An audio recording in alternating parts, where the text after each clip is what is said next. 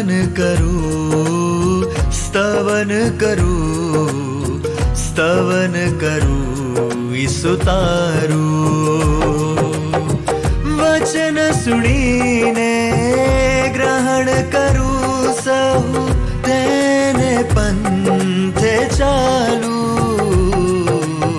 સ્તવન કરું, સ્તવન કરું, સ્તવન કરું ઈસુ તારું. કેમ છો વાલા મિત્રો? આશા રાખું છું કે તમે બધા મજામાં હશો. મને આનંદ થાય છે કે તમે અમારી સાથે દરરોજ સ્તવન બાઇબલ અભ્યાસમાં જોડાયેલા રહો છો. આપ સર્વનો ખૂબ ખૂબ આભાર. મિત્રો, આજે આપણે તિમોથીના બીજા પત્રના અભ્યાસની શરૂઆત કરીશું, જેમાં પાઉલના સેવા કાર્યની સ્થિતિ દર્શાવવામાં આવી છે. તેમાં પાઉલની સેવાઓ, તેની ધરપકડ, તેનો શિરચ્છેદ વગેરે વિશે માહિતી આપવામાં આવી છે. તે સાથે આજે પ્રથમ અધ્યાયની 5 કલમો વિશે પણ આપણે અભ્યાસ કરીશું. તો મિત્રો, તમારી નોટપેન અને બાઇબલ લઈને તૈયાર થઈ જાઓ. આપણે આજના અભ્યાસની શરૂઆત કરીએ.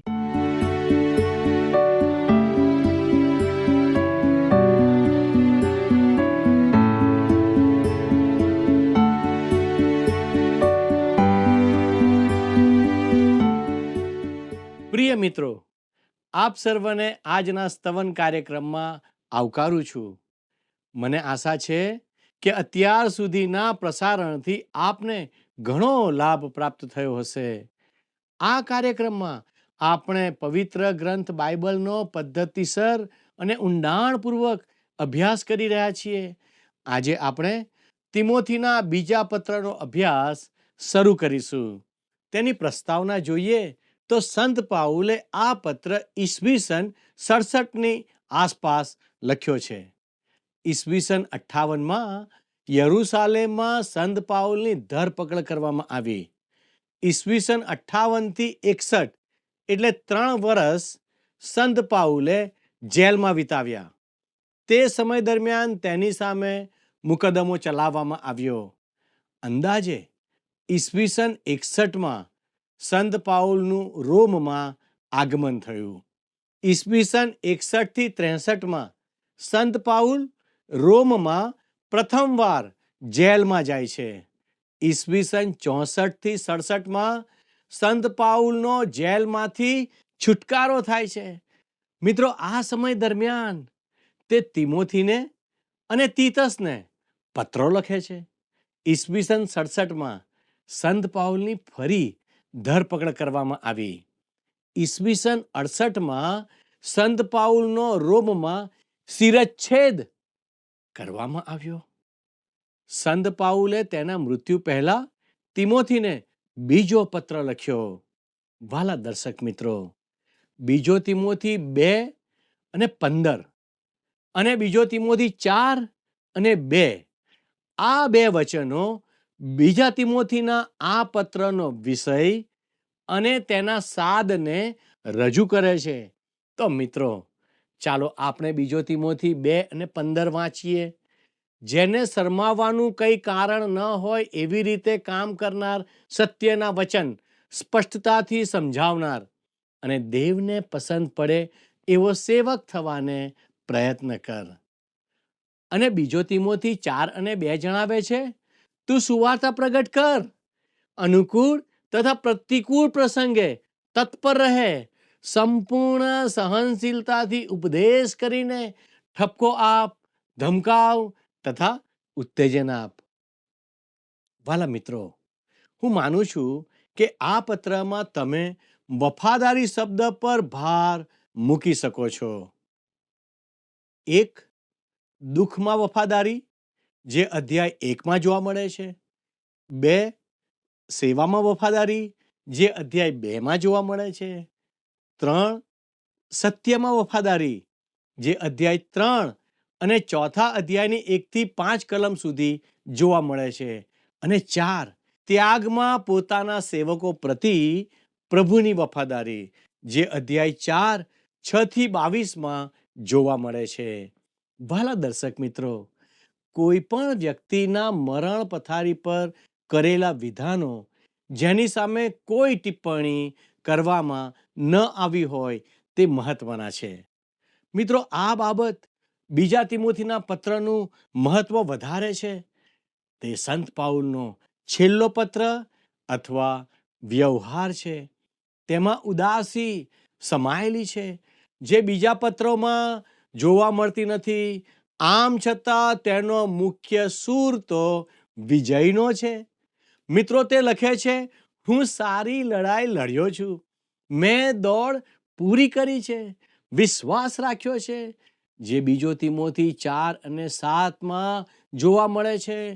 મિત્રો, સંત પાઉલનો આ છેલ્લો પત્ર હોવાને કારણે તે ખૂબ જ અંગત છે. આ 4 નાના અધ્યાયોમાં આશરે 25 વ્યક્તિઓનો ઉલ્લેખ કરવામાં આવ્યો છે. બીજા તિમોથીના નાનકડા પત્રમાં આપણને ચિંતાજનક બાબતોનો સંકેત જોવા મળે છે. તે તો આવી રહેલો ધર્મત્યાગ અથવા નાસ્તિકતાવાદ છે. ધર્મત્યાગનો અર્થ શું થાય? એક વિદ્વાન વેબસ્ટર તેની વ્યાખ્યા આપે છે કે ધર્મત્યાગ એટલે વિશ્વાસના સિદ્ધાંતોથી સંપૂર્ણ ભટકી જવું. તેથી ધર્મત્યાગનું કારણ અજ્ઞાનતા નથી, તે દુર્મત છે. ધર્મત્યાગ તે જાણી જોઈને કરેલી ભૂલ છે. તે ઈરાદાપૂર્વક ધર્મમાંથી કરેલી વિદાય છે. ધર્મત્યાગ કરનાર વ્યક્તિ એવી વ્યક્તિ છે જે સુવાર્તાના સત્યને અને વિશ્વાસના સિદ્ધાંતને સારી રીતે જાણે છે, પણ તેણે તેને નકારી કાઢ્યા છે. વાલા દર્શક મિત્રો, સંત પાઉલ બીજા તિમોથીમાં સુવાર્તા પ્રચારના અંતિમ પરિણામની વાત કરે છે. સમગ્ર માનવજાતનું બદલાણ તેની સંપૂર્ણ સફળતા ના હોય તો હજારો વર્ષો સુધી તેનો વપરાશ થશે. તેનાથી વિપરીત એવો ધર્મત્યાગ થશે જે પૃથ્વી પરથી વિશ્વાસને ભૂંસી નાખવાની તૈયારી કરશે. મિત્રો, આ યુગના અંતમાં 2 પ્રકારનું પ્રયાણ થશે. એક મંડળીનું પ્રયાણ, જેને આપણે ગગનગમન કહીએ છીએ. તેનો ગ્રીક શબ્દ છે હેરિપઝો, એટલે ખેંચાઈ જવું થાય છે. 1 થેસાલોનિકા 4:16-17 જણાવે છે, કેમ કે પ્રભુ પોતે ગર્જના સહિત, પ્રમુખ દૂતની વાણી સહિત તથા દેવના રણશિંગડા સહિત આકાશમાંથી ઉતરશે, અને ખ્રિસ્તમાં જેઓ મુએલા છે તેઓ પ્રથમ ઉઠશે. પછી આપણામાંના જેઓ જીવતા રહેનારા છીએ તેઓ ગગનમાં પ્રભુને મળવા સારું તેઓની સાથે વાદળામાં તણાઈ જઈશું, અને એમ સદા પ્રભુની સાથે રહીશું. વાલા દર્શક મિત્રો, જ્યારે વિશ્વાસીઓનું પ્રયાણ થઈ ગયું હશે, ત્યાર પછી અહીંયા નીચે બાકી રહી ગયેલી સંસ્થાગત મંડળી સંપૂર્ણપણે વિશ્વાસમાંથી પ્રયાણ થશે. આ બીજું પ્રયાણ વિશ્વાસમાંથી પ્રયાણ છે. પ્રભુ ઈસુએ પોતે તેના વિશે આ પ્રકારનું ચોંકાવનારું વિધાન કહ્યું છે, જે લુક 18:8 મળી આવે છે. પરંતુ માણસનો દીકરો આવશે ત્યારે પૃથ્વી પર તેને વિશ્વાસ જળશે શું? મિત્રો, ગ્રીક ભાષામાં જણાવ્યા મુજબ તે નકારાત્મક જવાબ માંગે છે. તેથી તેનો જવાબ આવો હોવો જોઈએ, ના. જ્યારે તે પૃથ્વી પર આવશે ત્યારે તેમને વિશ્વાસ મળશે નહીં. મિત્રો, આવા વ્યર્થ આશાવાદીઓને બીજો તિમોથીના દુઃખદ શબ્દો પ્રત્યે ધીરજ હોતી નથી, પરંતુ ઇતિહાસના કઠોર તથ્યો અને વર્તમાન સમયની ઘટનાઓ સંત પાઉલની ચોકસાઈ દર્શાવે છે. આપણે હવે એક ધર્મત્યાગની વચ્ચે છીએ જે સંત પાઉલના શબ્દો સાથે નોંધપાત્ર વિગતોમાં સુસંગત છે. દ્રશ્ય મંડળી ધર્મત્યાગની ભયાનક સ્થિતિમાં પ્રવેશી ગઈ છે. અદ્રશ્ય મંડળી જે સાચા વિશ્વાસીઓનો સમૂહ છે તેને અસર થઈ નથી. આજની અદ્રશ્ય મંડળી વધુ દ્રશ્ય બનવી જોઈએ. તે મહિમાના પ્રગટીકરણ તરફ આગળ વધી રહી છે, તે ગગનગમન તરફ આગળ વધી રહી છે. આપણે જે દિવસોમાં જીવી રહ્યા છીએ તેમાં આ વિચાર દિલાસો આપે છે. વાલા દર્શક મિત્રો, ધર્મત્યાગની બીકને કારણે સંત પાઉલે ઈશ્વરના વચનોને અન્ય પત્રો કરતા આ પત્રમાં વધુ મહત્વ આપ્યું છે. ખરેખર તો સંત પાઉલ અને સંત પિત્તર સંમત છે. તેઓ બંને તેમના વચનોમાં એટલે કે બીજો તિમોથી અને બીજા પિત્તરમાં ઈશ્વરના વચનો અને શુભ સંદેશ પર ભાર મૂકે છે. મારા મિત્ર, સુવાર્તા એક અસાધારણ વાસ્તવિકતા પર આધારિત છે અને તે વાસ્તવિકતા એ છે કે માણસ સંપૂર્ણપણે ભ્રષ્ટ છે. બીજા શબ્દોમાં માણસ પાપી છે. એક શિક્ષક કહે છે કે જ્યાં શિક્ષણ એવું માને છે કે માણસનો નૈતિક સ્વભાવ સુધારી શકાય છે, ત્યાં પરંપરાગત ધર્મ એવું માને છે કે માણસનો નૈતિક સ્વભાવ ભ્રષ્ટ અને સંપૂર્ણપણે ખરાબ છે. વહાલા દર્શક મિત્રો, માણસ એવી અવસ્થામાં છે કે સંપૂર્ણ આધીનતાથી તે પોતાને બચાવી શકતો નથી, કારણ કે તે તેને ભરપાઈ કરી શકતો નથી. તેમજ પોતાના અધૂરા આજ્ઞા પાલનથી તે પોતાને બચાવી શકતો નથી, કેમ કે ઈશ્વર તેને સ્વીકારશે નહીં. તેથી એકમાત્ર ઉકેલ તે ઈશ્વરની કૃપાનો શુભ સંદેશ છે, જે ખ્રિસ્તના મૃત્યુ અને પુનરુત્થાનના આધારે પાપી માણસ સુધી પહોંચે છે અને તેને બચાવે છે. પ્રિય મિત્રો, ખ્રિસ્ત પર વિશ્વાસ કરવાથી માનવ જીવનમાં પરિવર્તન આવે છે. આજે આ દુનિયા પર એવા પુરુષો અને સ્ત્રીઓ છે જેઓ ઈશ્વરની કૃપાના શુભ સંદેશ દ્વારા પરિવર્તન પામ્યા છે. મુક્ત વિચારવાદી સંદેશાઓ પાપી માણસને ઈશ્વરના કોપ વિશે જણાવવાને બદલે 3 અલગ દિશાઓમાં જાય છે. કેટલાક મુક્ત વિચારવાદી બોધાસન પરથી જાણીતું મનોવિજ્ઞાન સાંભળવા મળે છે. તેના મુખ્ય વિષયો કંઈક આવા હોય છે: કેવી રીતે જીતવું, કેવી રીતે રચનાત્મક વિચારવું, અથવા કેવી રીતે દ્રઢતાપૂર્વક વિચારવું કે સકારાત્મક વિચારવું. તે જણાવે છે કે આપણે ઉચ્ચ કક્ષાએ જઈ રહ્યા છીએ, આગે કુછ કરી રહ્યા છીએ. બીજા પ્રકારના મુક્ત વિચારવાદી સંદેશાઓમાં નૈતિકતા સામેલ કરવામાં આવે છે. તે સરસ, ટૂંકો અને મીઠો સંદેશ અથવા ઉપદેશકે વિશ્વાસીઓને આપેલો ઉપદેશ છે. તે ઉપદેશ કંઈક આવો હોય છે: ખરાબની સરખામણીમાં સારું વધુ સારું છે, કારણ કે તે તમને ઓછી મુશ્કેલીમાં મૂકે છે. સરેરાશ મુક્ત વિચારવાદી મંડળીની દ્રષ્ટિમાં નમ્ર સ્વભાવનો માણસ નમ્ર સ્વભાવના લોકો સમક્ષ ઊભો રહે છે અને તેમને વધુ નમ્ર સ્વભાવના બનવા માટે આગ્રહ કરે છે. તેમાં કોઈ નવાઈ લાગે તેવું નથી કે પ્રભુ ઈસુએ લાઓદિકીયાની મંડળીને કહ્યું કે તારા કામ હું જાણું છું. તું ટાઢો નથી તેમ ઊનો પણ નથી. તું ટાઢો અથવા ઊનો થાય એમ હું ચાહું છું, પણ તું હૂંફાળો છે, એટલે ઊનો નથી તેમ ટાઢો પણ નથી. માટે હું તને મારા મોંમાંથી થૂકી નાખીશ. જે પ્રકટીકરણનું પુસ્તક 3 અધ્યાય 15 અને 16 જોવા મળે છે. મિત્રો, ત્યારબાદ ત્રીજા પ્રકારના મુક્ત વિચારવાદી સંદેશાઓ, જેને સમાજલક્ષી સંદેશ કહેવામાં આવે છે, તેઓ સારા સંબંધો, શાંતિવાદ, સામાજિક ન્યાય અને ખ્રિસ્તી સામાજિક વ્યવસ્થા વિશે સંદેશાઓ આપે છે.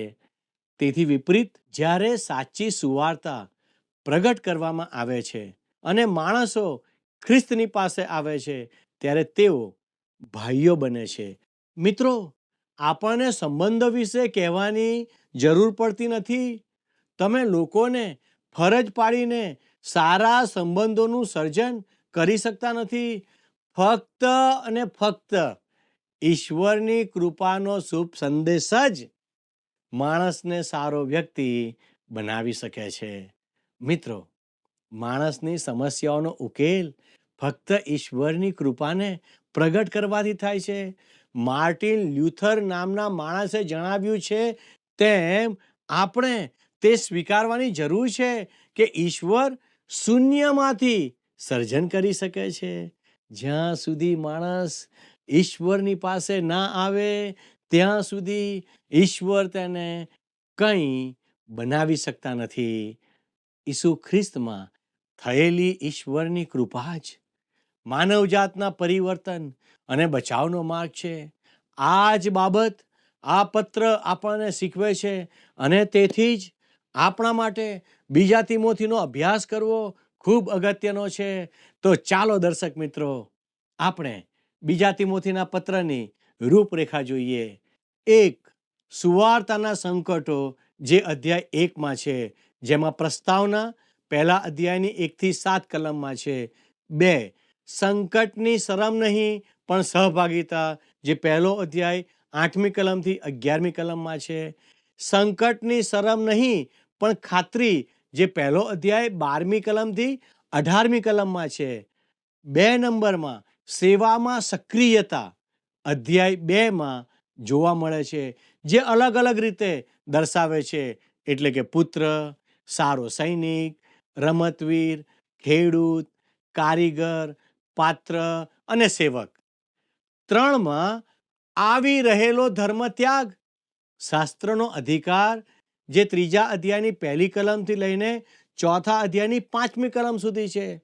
છેલ્લા દિવસોની પરિસ્થિતિ, જે 3જા અધ્યાયની 1 થી 9 કલમમાં. છેલ્લા દિવસોમાં શાસ્ત્રનો અધિકાર, જે 3જા અધ્યાયની 10મી કલમમાં. છેલ્લા દિવસો માટે સૂચનાઓ, જે 4થા અધ્યાયની 1 થી 5 કલમમાં દર્શાવવામાં આવ્યું છે. 4.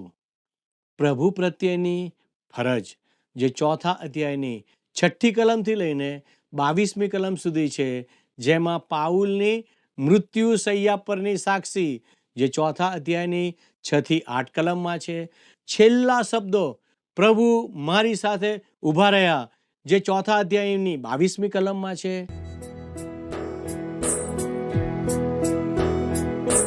ઈસુ તારે કાજે અમે સર્વદા જીવીશું.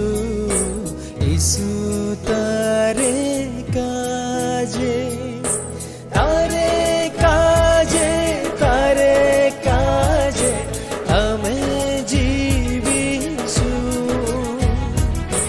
તારે કાજે, તારે કાજે અમે જીવીશું. ઈસુ તારે કાજે અમે સર્વદા જીવીશું. ઈસુ તારે કાજે.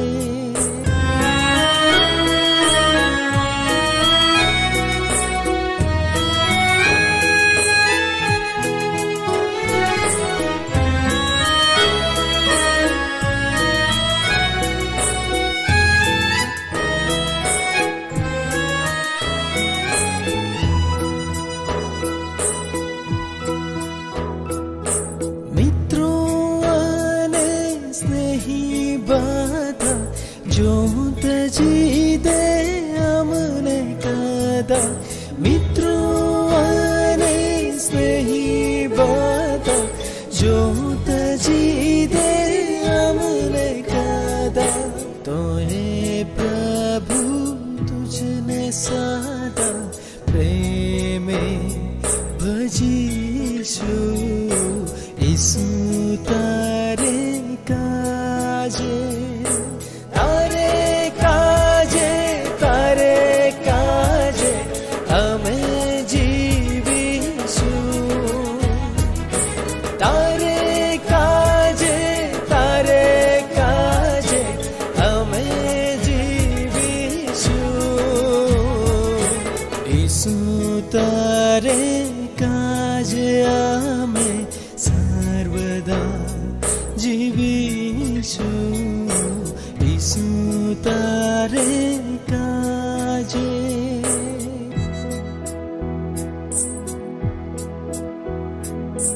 વિનાશી આ જગમાં ભલે સંકટોને મોત મળે, વિનાશી આ જગમાં ભલે સંકટોને મોત મળે.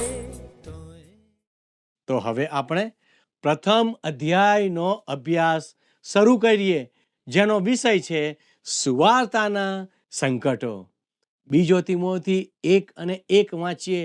મારા વાલા દીકરા, જોગ લખિતંગ ખ્રિસ્ત ઈસુમાંના જીવનના વચન પ્રમાણે દેવની ઈચ્છાથી ખ્રિસ્ત ઈસુનો પ્રેરિત પાઉલ. દેવની ઈચ્છાથી ખ્રિસ્ત ઈસુનો પ્રેરિત પાઉલ. મિત્રો, શું તમને યાદ છે પાઉલે પહેલા તિમોથીના પત્રમાં શું કહ્યું હતું? પહેલો તિમોથી 1:1 તે લખે છે, ખ્રિસ્ત પરના વિશ્વાસમાં મારા ખરા દીકરા તિમોથી, જોગ લખિતંગ.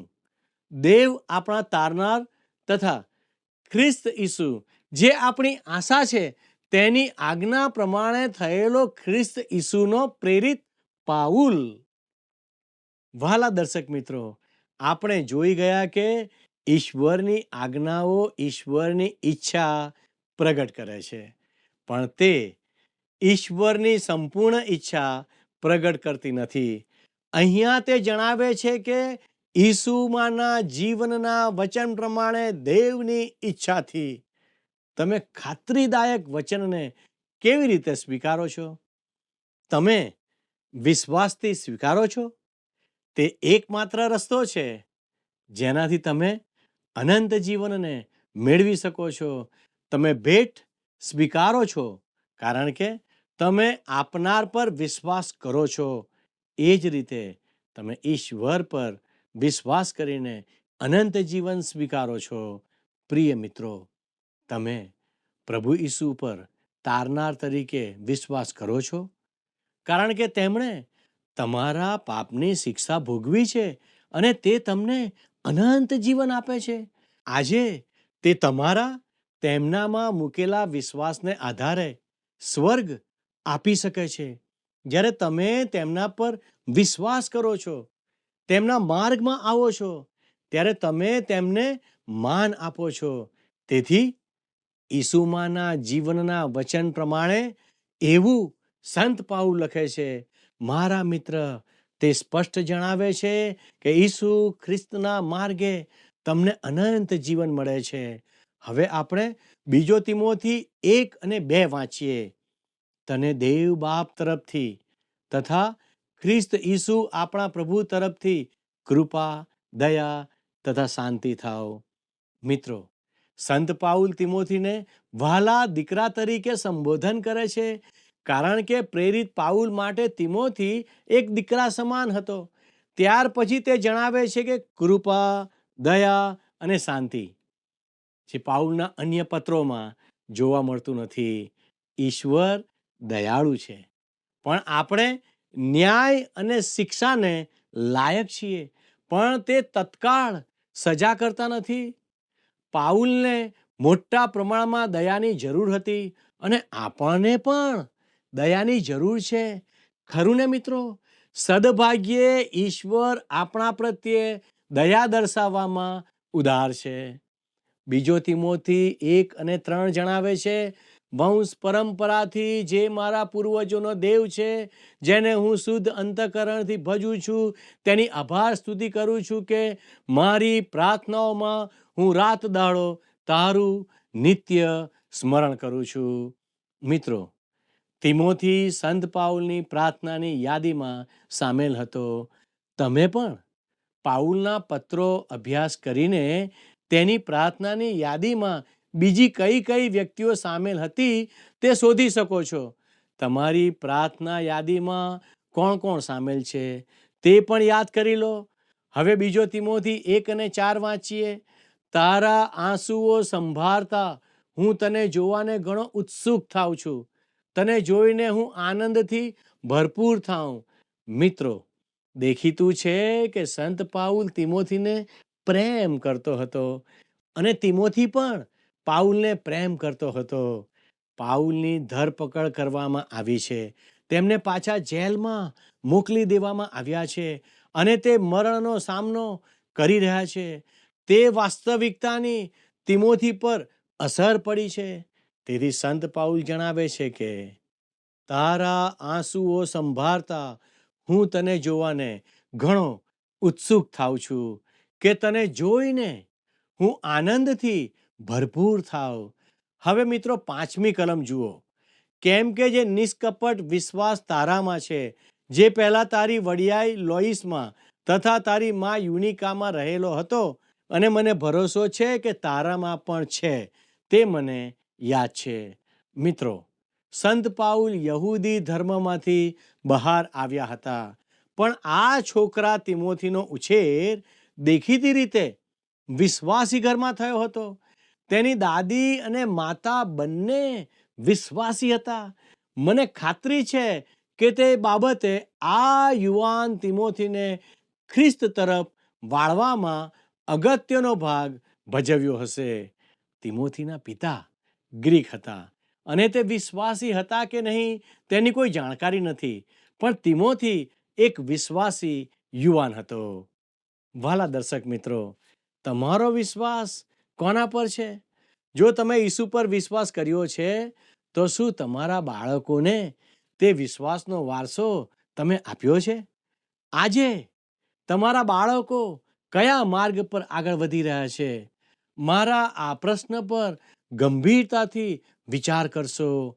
ઈશ્વર આપ સર્વને આશીર્વાદ આપે, એ જ પ્રાર્થના સાથે હું આપની વિદાય લઉં છું. આમેન. મારા પ્રિય મિત્રો, આજે આપણે પાઉલની મિશનરી મુસાફરી જોઈ. તેને પડેલી મુશ્કેલીઓ, જેલવાસ વગેરે વિશે જાણ્યું.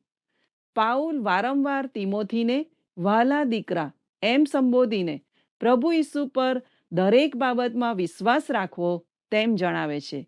મિત્રો, તમે જાણો છો, જ્યારે પાઉલ પ્રાર્થના કરતો ત્યારે તેની યાદીમાં તિમોથીને ખાસ યાદ કરતો હતો. આમ પાઉલ તિમોથીને પ્રેમ કરતો હતો. તિમોથી પાઉલનો કોઈ સગો નહોતો, પણ તિમોથી પ્રભુ પર વિશ્વાસ કરનાર વ્યક્તિ હતો. પાઉલ તિમોથીને પ્રભુના માર્ગમાં ચાલવાનું અને અનંત જીવનના વારસ થવાનું જણાવે છે. તિમોથી પણ પાઉલની કહેલી વાતો માને છે. મિત્રો, શું તમે તમારા પાળક કે આગેવાન કે સેવકની વાત માનો છો? તેમણે ઉચ્ચારેલા પ્રભુના વચનોને તમે ક્યારેય ગંભીરતાથી સ્વીકાર્યા છે? આ વાત પર વિચાર કરજો. હવે આજનો પ્રશ્ન છે, આ પત્રમાં કેટલી વ્યક્તિઓનો ઉલ્લેખ કરવામાં આવ્યો છે? A 30, B 25, C 15, D 35. મિત્રો, ગત પ્રશ્નનો જવાબ છે સી, દ્રવ્યલોભ. મિત્રો, આજના કાર્યક્રમ સંબંધી આપના પ્રતિભાવો અમને ચોક્કસ જણાવશો. અમારો સંપર્ક નંબર છે 94 29 37 56 10 9429375610. આ નંબર પર આજના પ્રશ્નનો જવાબ પણ આપશો. આભાર. શું તમને આ કાર્યક્રમ ગમ્યો? અત્યારે જ અમને મિસ કોલ કરો.